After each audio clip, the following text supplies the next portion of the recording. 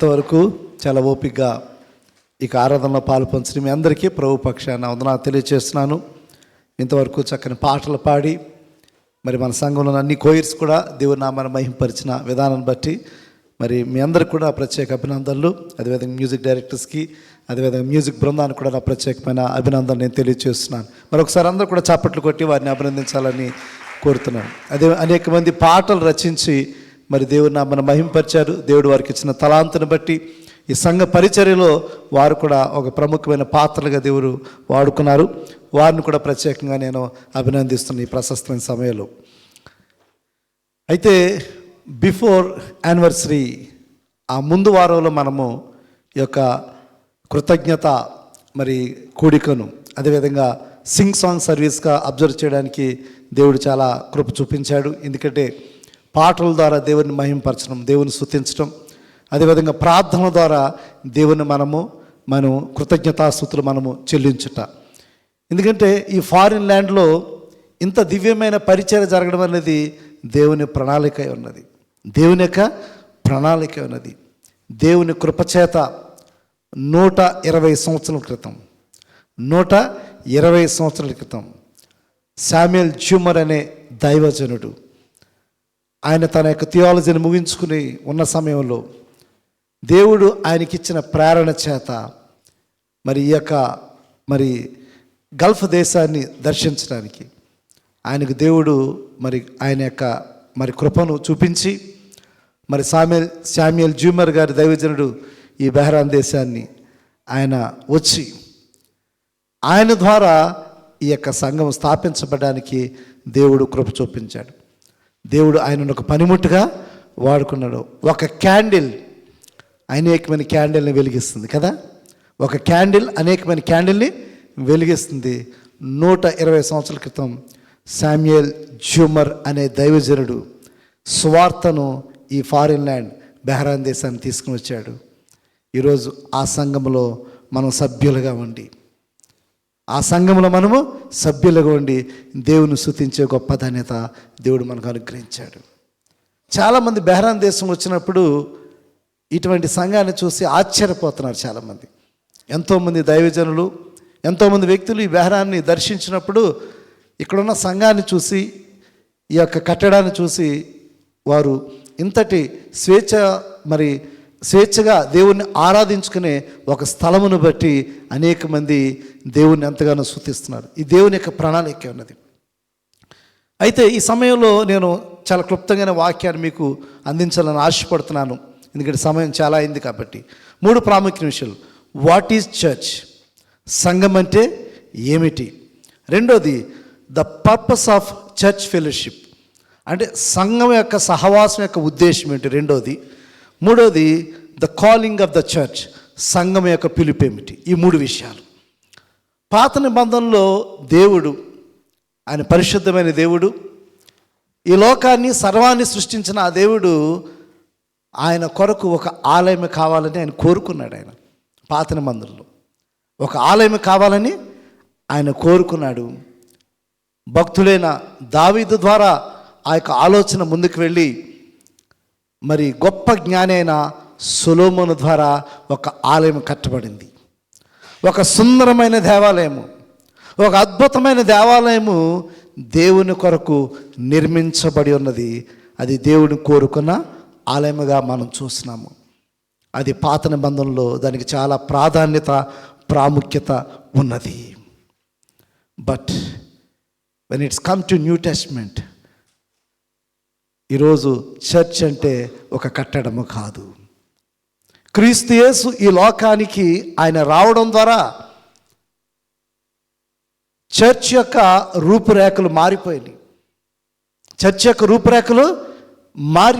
ఒకప్పుడు ఆయన ఒక కట్టడము కావాలని, నాకు ఒక దేవాలయం కావాలని యెహోవా దేవుడు కోరుకున్న ఆ పాత నిబంధనలో ప్రభువైన యేసుక్రీస్తు మానవ లోకానికి ఆయన వచ్చుట ద్వారా సంఘం యొక్క స్వరూపమే మారిపోయింది. సంఘం అంటే ఏమిటని చూసినప్పుడు 3 విషయాలు. ఒకటి, దేవుని ప్రజలు. సంఘం అంటే దేవుని ప్రజలు, ద పీపుల్ ఆఫ్ గాడ్. రెండోది, సంఘం అంటే క్రీస్తు శరీరము, సంఘం అంటే క్రీస్తు యొక్క శరీరము, ద బాడీ ఆఫ్ క్రైస్ట్. సంఘం అంటే పరిశుద్ధాత్మ ఆలయము, పరిశుద్ధాత్మ ఆలయము. దేవుని వాక్యం మనం చూసినప్పుడు దేవుడు ఈ లోకంలో ప్రత్యేకించుకున్నాడు ఒక జనాంగాన్ని. ఆ ప్రత్యేకించుకుని ఆ జనాంగాన్ని ఆయన ప్రేమించాడు. ఆ ప్రేమించి ఆ జనాంగాన్ని తన స్వజనులుగా ఆయన చేసుకున్నాడు. దేవుని వాక్యం మనం చూసినప్పుడు ద్వితీయోపదేశకాండము 7వ అధ్యాయము 6వ వచనం చూసినట్లయితే, ద్వితీయోపదేశకాండము 7వ అధ్యాయము 6వ వచనం చూసినట్లయితే, నీవు నీ దేవుడైన యెహోవాకు ప్రతిష్ఠిత జనము. నీ దేవుడైన యెహోవా భూమి మీదనున్న సమస్త జనముల కంటే నిన్ను ఎక్కువగా ఎంచి నిన్ను తనకు స్వకీయ జనముగా ఏర్పరచుకొని. చూసారా, పాత నిబంధనలు మనం చూసినప్పుడు God has chosen a particular people. ఈ లోకంలో ఒక ప్రత్యేకమైన వారిని ఆయన తన ప్రజలుగా ఆయన ఏర్పరచుకున్నాడు. వారే ఇశ్రాయేలీయులు, వారే ఇశ్రాయేలు, ద పీపుల్ ఆఫ్ గాడ్. దేవుని జనముగా, అన్ని జనముల కంటే వారిని ఎక్కువగా ప్రేమించి ఒక జనముగా దేవుడు ఏర్పాటు చేసుకున్నాడు. వారిని దేవుడు ప్రేమించాడు. వారికి దేవుడు ఒక అద్భుతమైన స్వాస్థ్యాన్ని దేవుడు అనుగ్రహించాడు. ఆ ఐగుప్తు యొక్క చెర నుంచి దేవుడు వారిని విడుదల చేసి వాగ్దాన ప్రాంతానికి దేవుడు వారిని నడిపించి వారిని కాచి కాపాడి ఉన్నాడు. కాబట్టి పాత నిబంధనలో మనం చూసినప్పుడు ఇశ్రాయేలును ఒక స్వజనముగా చేసుకుని దేవుడు వారిని ప్రత్యేకించుకుని వారిని దేవుడు ఆశీర్వదించి వారిని దేవుడు హెచ్చించినాడు. అయితే నూతన నిబంధనలోకి వచ్చేసరికి ప్రభువైన యేసుక్రీస్తు ఎప్పుడైతే ఈ లోకానికి మానవుడిగా ఆయన ఈ లోకానికి వచ్చిన తర్వాత, దేవుడు ఈ లోకంలో ఆయనను స్వీకరించిన వారిని, ఆయన రక్తంలో కడగబడిన వారిని, ఆయనను హత్తుకున్న వారిని ఆయన స్వజనులుగా ఆయన చేసుకున్నాడు. అదే దేవుని వాక్యం సెలవిస్తుంది. 1 పేతురు పత్రిక 2వ అధ్యాయము 9 వచనాలు, 9-10 వచనాలు. అయితే మీరు చీకటి నుండి ఆశ్చర్యం తన వెలుగులోనికి మిమ్మల్ని పిలిచిన వాని గుణాతిశయములను ప్రచురము చేయు నిమిత్తము ఏర్పరచబడిన వంశమును, రాజులైన యాజక సమూహమును, పరిశుద్ధ జనమును, దేవుని సొత్తైన ప్రజలై ఉన్నారు. ఒకప్పుడు ప్రజగా ఉండక ఇప్పుడు దేవుని ప్రజ అయితిరి. ఒకప్పుడు కనికరింపబడక ఇప్పుడు కనికరింపబడిన వారైతిరి. కాబట్టి ఈ లోకములో ఈ పాపమనే అంధకారంలో ఉన్న వారిని వెలుగులోనికి పిలిచినవాడు. ఈ లోకంలో అనేక మంది ఉన్నారు, కానీ ఆ లోకము నుంచి ప్రత్యేకించిన జనం ఏంటంటే వెలుగులోనికి నడిపించిన దేవుడు. క్రీస్తు వెలుగుని ఎవరైతే ఆకర్షితులయ్యారో, క్రీస్తు రక్తములో ఎవరైతే కడగబడి ఉన్నారో వారిని ఒక ప్రత్యేకమైన జనముగా దేవుడు తన సొత్తైన ప్రజలుగా చేసుకున్నాడు. తన సొత్తైన ప్రజలుగా చేసుకుని పరిశుద్ధ జనముగా దేవుడు వారిని ఏర్పాటు చేసుకున్నాడు. ఈరోజు సంఘం అంటే దేవుని సొత్తైన ప్రజలు. సంఘం అంటే ఎవరు? దేవుని సొత్తైన ప్రజలు, దేవుని చేత ఆకర్షింపబడిన వారు, దేవుని యొక్క రక్తములో కడగబడిన వారు దేవుని ప్రజలని. సంఘం అంటే దేవుని ప్రజలు. సంఘం అంటే ఎవరు? దేవుని ప్రజలు. రెండో చూసినప్పుడు సంఘం అంటే ఎవరంటే క్రీస్తు శరీరము. సంఘం అంటే ఎవరు? క్రీస్తు శరీరము. క్రీస్తు శరీరములో మనమందరం కూడా అవయవములుగా ఉన్నామంట. ఇదంతా ఒక బాడీ అయినట్లయితే ఈ బాడీలో అనేకమైన అవయవాలు ఉన్నాయి. చేతులు ఉన్నాయి, కాళ్ళు ఉన్నాయి, కళ్ళు ఉన్నాయి, ముక్కు ఉన్నాయి, అనేకమైన అవయవాలు ఉన్నాయి. వీటన్నిటిలో భాగస్వాములుగా వీటి ఉన్నాయన్నమాట ఒక శరీరంలో. ఈరోజు ఇక్కడ ఉన్న మనందరం కూడా చర్చ్ అంటే 4 గోడలు కాదు. చర్చ్ అంటే 4 గోడలు కాదు. చర్చ్ అంటే సుందరమైన కట్టడము కాదు. చర్చ్ అంటే మీరే. సంఘం అంటే దేవుని ప్రజలైన మీరే దేవుని ప్రజలైన మీరు క్రీస్తు శరీరముగా మీరు అమర్చబడి ఉన్నారు. క్రీస్తు శరీరముగా కట్టబడి ఉన్నారు. దేవుని వాక్యాన్ని మనం చూసినప్పుడు ఎఫెసీ పత్రిక 1వ అధ్యాయము 23వ వచనం చూసినట్లయితే, ఎఫెసీ పత్రిక 1వ అధ్యాయము 23వ వచనం, ఆ సంఘము ఆయన శరీరము సమస్తమును పూర్తిగా నింపుచున్నవాని సంపూర్ణత ఉన్నది. ఆ సంఘము ఆయన శరీరము, ఈ సంఘము ఆయన శరీరము.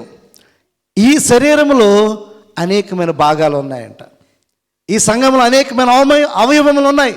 అవన్నీ కలిపే క్రీస్తు శరీరము. ఈరోజు 54 సంవత్సరాలుగా ఈరోజు దేవుని ప్రజలుగా క్రీస్తు సంఘముగా కట్టబడి ఉన్నాం.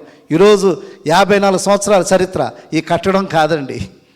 54 సంవత్సరాల చరిత్ర ఈ కట్టడం కాదు. కట్టడం ఎప్పుడైనా మార్పులు వస్తాయి, రెనోవేషన్ చేస్తారు, కొత్త దేవాలయం కట్టొచ్చు. కానీ సంఘం అంటే దేవుని ప్రజలు. సంఘం అంటే దేవుని ప్రజలు. 54 సంవత్సరాలుగా దేవుని ప్రజలుగా ఆత్మీయమైన జీవితాలు కట్టడం జరిగింది. ఇక్కడ ఆత్మీయమైన జీవితాలు కట్టడం జరిగింది. రోమాపత్రిక 12వ అధ్యాయము 4వ వచనం చూసినట్లయితే, రోమాపత్రిక 12వ అధ్యాయము 4వ వచనం, ఒక శరీరములో మనకు అనేక అవయవములుండినను ఈ అవయవములన్నిటికీ ఒక్కటే పని ఎలాగుండదో అలాగే అనేకులమైన మనము క్రీస్తులో ఒక్క శరీరముగా ఉండి ఒకరికొకరము ప్రత్యేకముగా అవయవములై ఉన్నాము. మనకు అనుగ్రహింపబడిన కృప చొప్పున వేవేరు కృపావరములు కలిగిన వారమై ఉన్నాము గనుక, ప్రవచన వరమైతే విశ్వాస పరిమాణం చొప్పున ప్రవచింతుము, పరిచర్య అయితే పరిచర్యలోను, బోధించేవాడైతే బోధించటలోను, హెచ్చరించేవాడైతే హెచ్చరించలోను పని కలిగి ఉందము. పంచిపెట్టేవాడు శుద్ధ మనసుతోను, పై విచారణ చేయవాడు జాగ్రత్తతోను, కరుణించేవాడును సంతోషముతోను ఆ పని జరిగింపవలను. మీ ప్రేమ నిష్కపటమైనదై ఉండవలను. చెడ్డదాన్ని అసహించుకొని మంచిదాన్ని హత్తుకొని ఉండుడి. కాబట్టి మనం క్రీస్తు శరీరంలో ఒక భాగము ఉన్న మనము ఒక్కొక్క అవయవానికి ఒక పని ఉందంట. చేతికి ఒక పని ఉంది, కాళ్ళకు ఒక పని ఉంది, నోటికి ఒక పని ఉంది, కంటికి ఒక పని ఉంది. అంటే ఒక శరీరంలో అనేక అవయవాలు ఏ విధంగా ఉన్నాయో, ఒక్కొక్క అవయవానికి ఏ విధంగా అయితే పని ఉందో, ఈరోజు క్రీస్తు సంఘంలో ఉన్న అందరికీ వేరు వేరు పనులు దేవుడు అనుగ్రహించిన కృపావరముల ప్రకారం. కొంతమంది ప్రవచించేది వరాన్ని దేవుడిస్తాడు, కొంతమంది బోధించే వాక్యాన్ని వరాన్ని దేవుడిస్తుంటాడు, కొంతమందికి పరిచర్య చేసే వరాన్ని దేవుడిస్తుంటాడు, కొంతమంది నాయకత్వపు ఆ యొక్క తలాంతులు కొంతమందికి ఇస్తుంటాడు. ఇటు రీతిగా మరి అదేవిధంగా మ్యూజిక్ పరిచయం చేయడం, పాటలు పాడడం, ఈ విధంగా సంఘములో దేవుడు అనుగ్రహించిన అనేకమైన ఆ కృపావరాలను బట్టి, అనేకమైన తలాంతులు బట్టి వేరువేరుగా ఉన్న మనము క్రీస్తు శరీరంలో ఒక భాగం. వేరువేరుగా ఉన్న మనం అందరం కూడా క్రీస్తు శరీరంలో ఒక భాగముగా మనము ఇన్ని సంవత్సరాలుగా కట్టబడ్డాము. ఇన్ని సంవత్సరాలుగా కట్టబడిన మనము మన పని దేవుడు మనకి ఏది ఇచ్చాడు దానిని నమ్మకంగా దేవుని మహిమార్థంగా చేస్తున్నప్పుడు దేవుడు నేను వాడుకుంటాడు. ఇది నేను వాడబడను సంఘం కొరకు అని నువ్వు చేయి పెట్టేసుకోనుకోండి, దేవుడు వాడుకోడు. సంఘంలో ఉన్నప్పుడు నువ్వు సంఘముతో ఉంటూ దేవుని నమ్మకంగా ఉండాలి. నీకున్న తలాంతులను, దేవుడు నీకు ఇచ్చిన ఆ పనిని నువ్వు దేవుని కొరకు వాడబడినప్పుడు అది దేవుని మహిమార్థంగా నీ జీవితం ఉంటుంది. కాబట్టి క్రీస్తు సంఘములో ఏక శరీరముగా నువ్వు ఉంటున్నప్పుడు ఆ శరీరంలో నీవు దేవుని మహిమపరచువాడుగా నువ్వు ఉండాలి. కాబట్టి క్రీస్తు శరీరంలో మనందరం ఒక భాగం అనే విషయాన్ని మనం గమనించాలి. అదేవిధంగా 1 కొరింథీ పత్రిక 12:12 కూడా దేవుని వాక్యం సెలవిస్తుంది. 1 కొరింథీ పత్రిక 12:12 వచనాలు, ఎలాగో శరీరము ఏకమై ఉన్న అనేకమైన అవయవములు కలిగి ఉన్నదో, ఎలాగో శరీరం యొక్క అవయవములన్నీ అనేకములై ఉన్నను ఒక్క శరీరమై ఉన్నవో అలాగే క్రీస్తును ఉన్నాడు. ఏల అనగా యూదులమైనను గ్రీసు దేశస్థులమైనను దాసులమైనను స్వతంత్రులమైనను మనమందరము ఒక్క శరీరములో ఒక్క ఆత్మ యందు బాప్తీసం పొందితమని మనందరము ఒక్క ఆత్మను పానము చేసిన వారమైతిమి. కాబట్టి ఇక్కడ మనం చూసినప్పుడు there may be differences as a human beings. మనలో అనేకమైన డిఫరెన్సెస్ ఉండొచ్చు. నేను పలానా ఊరికి చెందిన వారిని, నేను పలానా గ్రామానికి చెందిన వారిని, నేను పలానా కుటుంబం నుంచి వచ్చాను, లేకపోతే పలానా ఉద్యోగం చేస్తున్నాను, నేను ఈ విధంగా చదువుకున్నాను. There may be differences, may be so many differences. But క్రీస్తులో మనందరం ఒకటే, ఒకటే రక్తమును పానం చేస్తున్నాము, ఒకటే శరీరం మనము భుజిస్తున్నాము. మనందరం కూడా క్రీస్తు శరీరంలో ఒక్కటే, మనందరం కూడా క్రీస్తు శరీరంలో ఒక్కటే. కాబట్టి రెండోదిగా మనం చూసినప్పుడు క్రీస్తు శరీరంలో మనందరం కూడా ఒక్కటే అనే విషయాన్ని మనం మరొకసారి గమనించాలి. మూడోదో చూసినప్పుడు దేవుని యొక్క ఆలయం అంటే, దేవుని యొక్క సంఘం అంటే మన జీవితము. మన జీవితము దేవుని కాలమే అన్నది. మన జీవితము దేవుని కాలమే అన్నది. ఈ శరీరము దేవుని యొక్క ఆలయమే అన్నది. ఈ శరీరములో పరిశుద్ధాత్మకు ఆలయమై ఉన్నది. చూసారా ఎంత అద్భుతమైన భక్తుడు పౌలు భక్తుడు చెప్పారు, ఈ శరీరము పరిశుద్ధాత్మకు ఆలయమే ఉన్నది. కాబట్టి ఈ శరీరం ద్వారా దేవుని నామాన్ని మాత్రం మహింపరచాలి. నువ్వు పాటలు పాడుతుంటే దేవుని మహింపరచాలి. నువ్వు చేతులతో దేవుని క్లాప్స్ కొడుతున్నావు కదా, దేవుని స్తుతిస్తున్నావు. చేతులతో ఇక్కడ నువ్వు పని చేస్తున్నావు, దేవుని కొరకు చేస్తున్నావు. పాస్టర్ గారి కొరకు కాదు, ఈశ్వర్ గారి కొరకు కాదు, ఇంకెవరి కొరకు చేయట్లేదు, దేవుని కొరకు నువ్వు పని చేస్తున్నావా. ఇక్కడి నుంచి ఒక వస్తువు అక్కడ పెడుతున్నావు, అది దేవుని కొరకు చేస్తున్నావు. మ్యూజిక్ వాయిస్తున్నావు, దేవుని కొరకు చేస్తున్నావు. అంటే ఈ దేహము ద్వారా నువ్వు దేవుని మహింపరచాలి. నీ దేహము ద్వారా దేవుడు ఇచ్చిన నీకు ఈ యొక్క శరీరం ద్వారా దేవుని మాత్రం మహింపరచు. ఎందుకంటే ఇది దేవుని ఆలయం అనేది దేవుని వాక్యం చెప్పింది. 1 కొరింథీ పత్రిక 6వ అధ్యాయము 19-20 వచనాలు చూసినప్పుడు, ఈ దేహము దేవుని వలన మీకు అనుగ్రహించబడి మీలో ఉన్న పరిశుద్ధాత్మకు ఆలయం ఉన్నదని మీరు ఎరుగరా? మీరు మీ సొత్తు కారు, విలువ పెట్టి కొనబడిన వారు కనుక మీ దేహముతో దేవుని మనిషి. ఈరోజు ఈ దేహముతో నువ్వు ఇక్కడ ఉన్నంత కాలం కూడా దేవుని మహింపరుస్తూ ఉండాలి. దేవుని మహింపరుస్తూ ఈ సంఘములో నేను ఒక భాగము, ఈ సంఘములో నేను ఒక భాగము. సంఘము కొరకు నువ్వు పాటలు పాడగలవా? సంఘము కొరకు పరిచయం చేయగలవా? సంఘము కొరకు నువ్వు ఏది చేయగలవు, అది దేవుని కొరకే చేయాలి, మనుషుల కొరకు చేయొద్దు. ఇప్పుడు కూడా దేవుని కొరకే చేయాలి. నువ్వు ఏది చేస్తున్నా దేవుని నామం మహిమపరచబడాలి. ఎందుకంటే నీ దేహము దేవుని ఆలయం అన్నది, నీ దేహము దేవుని ఆలయం అనేది. ఈ దేహంలోనే దేవుడు నివాసం చేస్తాడు, ఈ దేహంలోనే దేవుడు నివాసము ఆయన చేస్తాడు. కాబట్టి ఈ దేహం ద్వారా దేవుని మహిమపరచాలి. అయితే ఈ దేహము దేవుని మహిమార్థం ఉండాలంటే ఈ దేహం పవిత్రంగా ఉండాలి. ఈ దేహము దేవుని మహిమార్థంగా వాడబడాలంటే పవిత్రంగా లేకపోతే దేవుడు ఈ దేహాన్ని వాడుకోడు. ఈ దేహంలో నువ్వు విగ్రహాలు పెట్టుకుని, ఈ దేహంలో నువ్వు అపవిత్రమైనవి పెట్టుకుని నువ్వు దేవుని ఆరాధన చేస్తుంటే, దేవుని మహింపరచాలనుకున్నట్లయితే అది సాధ్యమైన పని కాదు. ఈ దేహం పవిత్రమైంది కాబట్టి దేవునికి మహిమార్థంగా మనం జీవించాలి. దేవుని వాక్యం చూసి 2 కొరింథీ పత్రిక 6వ అధ్యాయము 18 వచనం చూసినట్లయితే, 2 కొరింథీ పత్రిక, మనము దేవుని ఆలయమే ఉన్నాము, అందుకు నేను వారిలో నివసించి సంచరింతును, నేను వారి దేవుడినే ఉందను, వారు నా ప్రజలందరూ. కావున మీరు వారి మధ్య నుండి బయలువెడలి ప్రత్యేక. ఇక్కడ ఎందుకంటే ఆ ముందు వచనాలు మీరు చూస్తున్నారు, మీరు అవిశ్వాసులతో జోడుగా ఉండకుడి అనే మాట ఇక్కడ రాయడం జరిగింది. మీరు అవిశ్వాసులతో జోడుగా ఉండకుడి, నీతికి దుర్నీతికి మీకు సాంగత్యం ఏమిటి, వెలుగుకి చీకటికి మీకు పొత్తు ఏమిటి అని చెప్తున్నాడు. ఈ లోకంలో జీవిస్తున్నప్పుడు ఈ లోకముతో మన సాంగత్యం వద్దు, అవిశ్వాసులతో సాంగత్యం వద్దు. దేవుని బిడ్డలు ఉన్నప్పుడు దేవుని బిడ్డలతోటే సహవాసం చేయాలి, దేవుని బిడ్డలతోటే స్నేహం చేయాలి. లోకస్తులతో మీరు సహవాసం చేయొద్దు, లోకస్తులతో మీరు ఫ్రెండ్షిప్ మీరు చేయొద్దు. అట్రీతిగా ఉన్నట్లయితే దేవుని మీరు ఏమాత్రం కూడా మీరు మహిమపరచలేరని చెప్తూ ఇక్కడ కావున మీరు వారి మధ్య నుండి బయలువెడలి ప్రత్యేకంగా ఉండడి, అపవిత్రమైన దాన్ని ముట్టకూడదని ప్రభువు చెప్పుచున్నాడు. మరియు నేను మిమ్మల్ని చేర్చుకుందును, మీకు తండ్రినై ఉందను, మీరు నాకు కుమార్తెలై ఉందని. చాలా సంతోషం. ఇక్కడ ఇంక్లూజివ్ లాంగ్వేజ్ ఉపయోగించాడు ఇక్కడ పౌలు భక్తుడు. చూసారా, చాలా సందర్భం అనుకుంటాము ఎప్పుడూ కూడా మనం మేల్ అంటే ఉపయోగిస్తున్నప్పుడు పురుషులు లేకపోతే బాలుడు అలా ఉపయోగిస్తారని చెప్పి, ఇక్కడ చూసినట్టయితే మీరు నా కుమార్తెలై ఉందరని సర్వశక్తి గల ప్రభువు చెప్పుచున్నాడు. ప్రియులారా, మనకు ఈ వాగ్దానం ఉన్నవి గనుక దేవుని భయముతో పరిశుద్ధతను సంపూర్తి చేసుకొనుచు శరీరమునకును ఆత్మనకు కలిగిన సమస్త కల్మషము నుండి మనల్ని పవిత్రముగా చేసుకుందాము. దేవుని స్తోత్రం.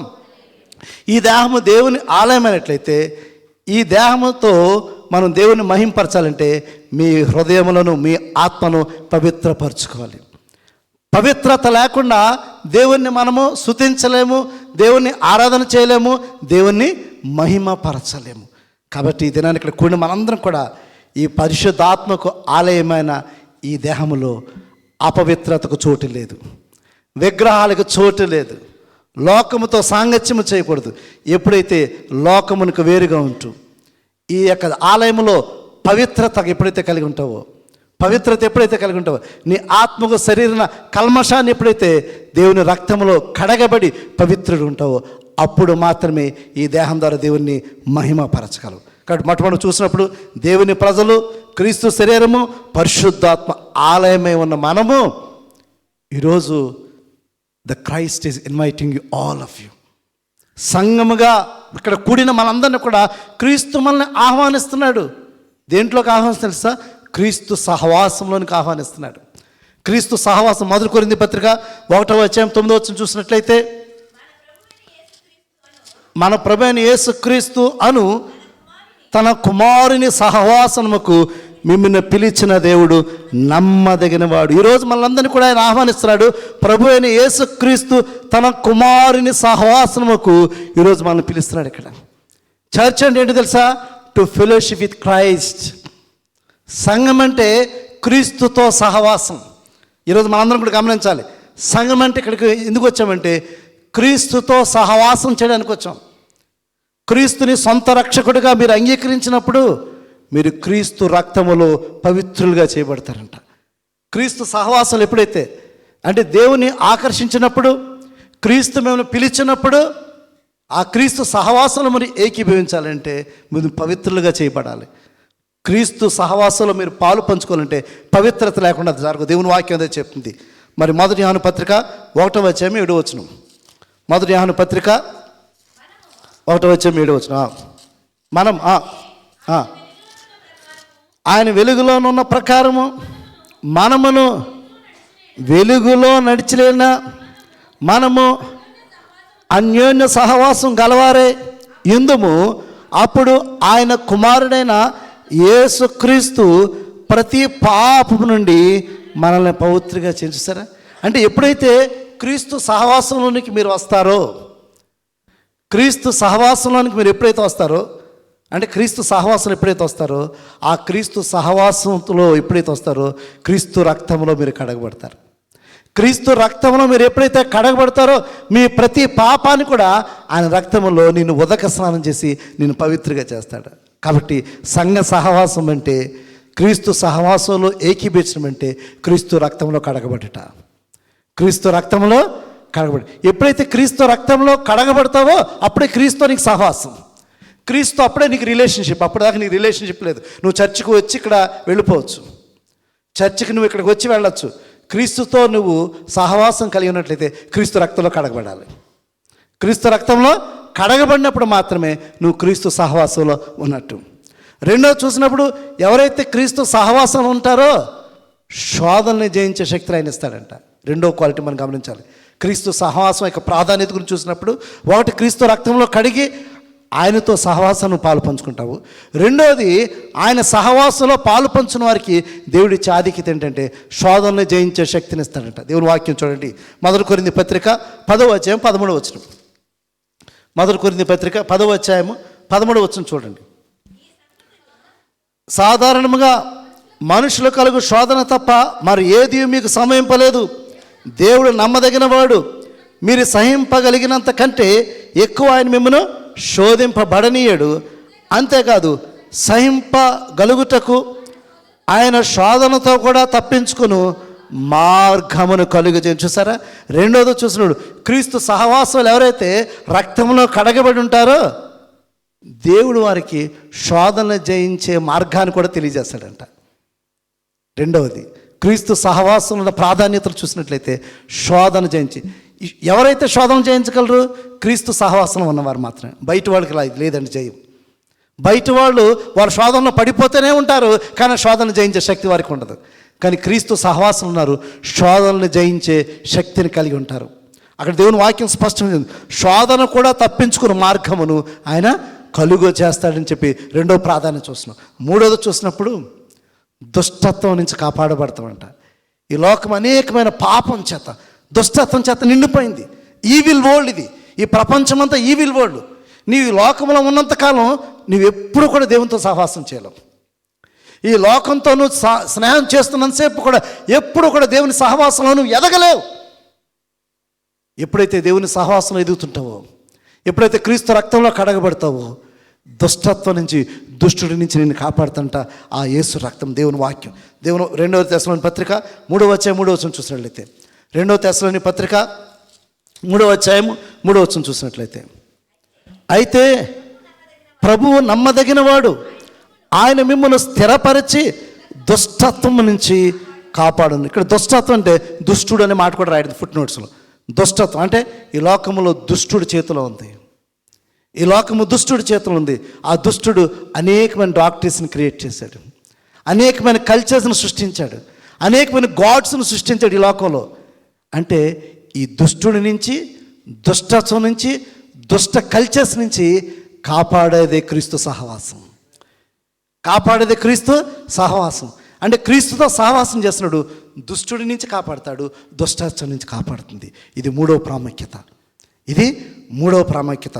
4వది చూస్తున్నాడు, క్రీస్తు సహవాసం ఉన్నప్పుడు క్రీస్తులో వృద్ధి చెందుతావు, క్రీస్తును పోలి నడుచుకుంటావు.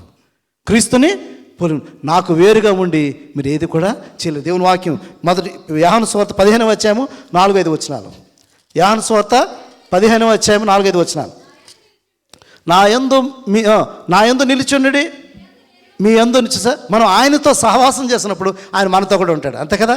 నా యందు నిలిచుండి మీ యందున నేను నిలిచి ఉందను, త్రిగ ద్రాక్షావళిలో నిలిచి ఉంటే కానీ తనంతట తాను ఎలాగ ఫలించదో అలాగే నా యందు నిలిచి ఉంటే కానీ మీరు చూసారా.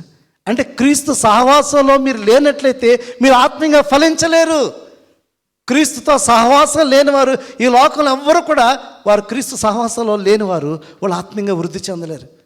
క్రీస్తు మాటల వాళ్ళలో నుంచి రాదు, క్రీస్తు ప్రేమ వారిలో నుంచి రాదు, క్రీస్తు క్షమాపణ వారిలో నుంచి రాదు, క్రీస్తు గుణలక్షణాలు వారిలో నుంచి రావు. ఎవరైతే క్రీస్తుతో సహవాసం కలిగి ఉంటారో వారు క్రీస్తు వారితో పాటు ఉంటాడు, అంతే కదా.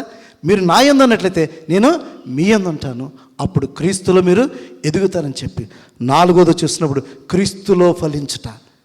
సహవాసం యొక్క ప్రాధాన్యత ఏంటంటే క్రీస్తులో దినదినం ఎదుగుట, క్రీస్తులో దినదినము ఎదుగుట, క్రీస్తు వలె క్రీస్తును పోలి నడుచుకొని క్రీస్తు ప్రేమను, క్రీస్తు క్షమాపణను, క్రీస్తు యొక్క గుణలక్షణాన్ని, కనికరాన్ని మన జీవితం ద్వారా ఇతరులకు చూపించే గొప్ప ధన్యత దేవుడిస్తాడు. కాబట్టి 4వదిగా సహవాసం యొక్క ప్రాధాన్యత అంటే క్రీస్తులో ఎదుగుట, క్రీస్తు ద్వారా క్రీస్తులో ఎదుగుట. అంత మాత్రమే కాదు, క్రీస్తు మనని పరిపూర్ణంగా చేస్తున్నాడు.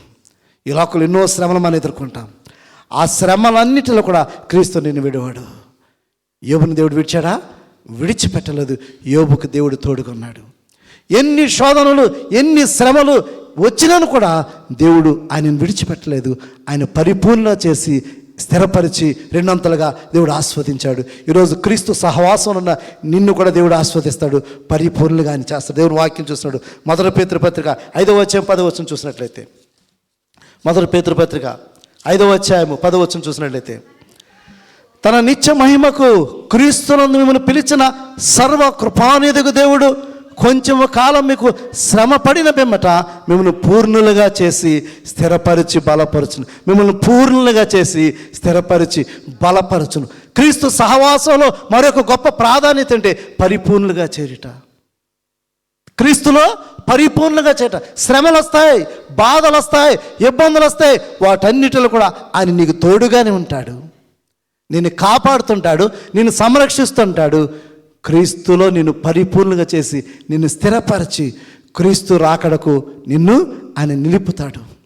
క్రీస్తు రాకడ ఆయన వచ్చినప్పుడు ఆయనతో పాటు నీవు వెళ్ళడానికి నిన్ను నిందారహితుడిగా దేవుడు నిన్ను నిలుపుతాడు.